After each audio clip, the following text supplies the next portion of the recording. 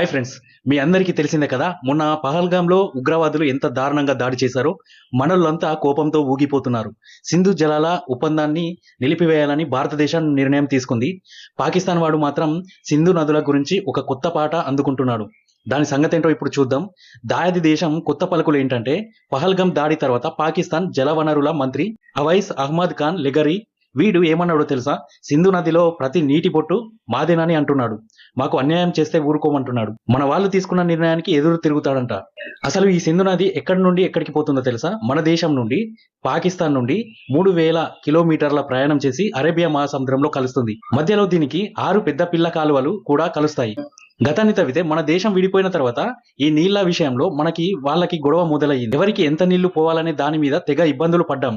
అప్పుడు 1950లో ప్రపంచ బ్యాంకు మధ్యలో కూర్చొని అప్పటి మన ప్రధాని నెహ్రూ గారు, పాకిస్తాన్ అధ్యక్షుడు అయూబ్ ఖాన్ ఒక ఒప్పందం చేసుకున్నారు. దాన్నే సింధు నది జలాల ఒప్పందం అంటారు. ఇప్పుడు ఏమైందంటే, పహల్గాంలో జరిగిన దాడి చేశారు కదా వాళ్ళు, దానికి మన వాళ్ళు చాలా కఠినమైన నిర్ణయం తీసుకున్నారు.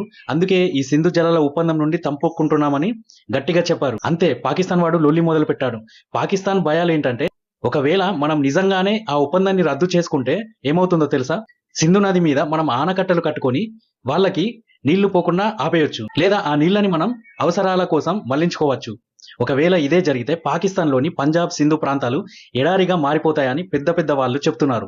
ఎందుకంటే వాళ్ళ వ్యవసాయ భూముల్లో 80% ఈ 2 ప్రాంతాల్లోనే ఉన్నాయి.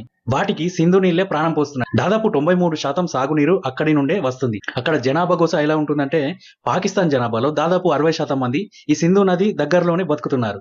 కరాచీ, లాహోర్ లాంటి పెద్ద సిటీలకు కూడా ఈ నీళ్లే దిక్కు. అంతేకాదు, వాళ్ళ దగ్గర పెద్ద పెద్ద కరెంటు ప్రాజెక్టులు, హైడ్రో పవర్ ప్లాంట్లు కూడా ఈ నదుల మీదే ఉన్నాయి. నీళ్లు లేకపోతే కరెంటు కూడా ఉండదు. ఆర్థికంగా పెద్ద దెబ్బ తాకుతుంది. గోధుమలు, వడ్లు, చెరుకు, పత్తి లాంటి పంటలు పండేది కూడా అక్కడే. దానివల్ల వాళ్ళ దేశానికి దాదాపు 25% ఆదాయం వస్తుంది.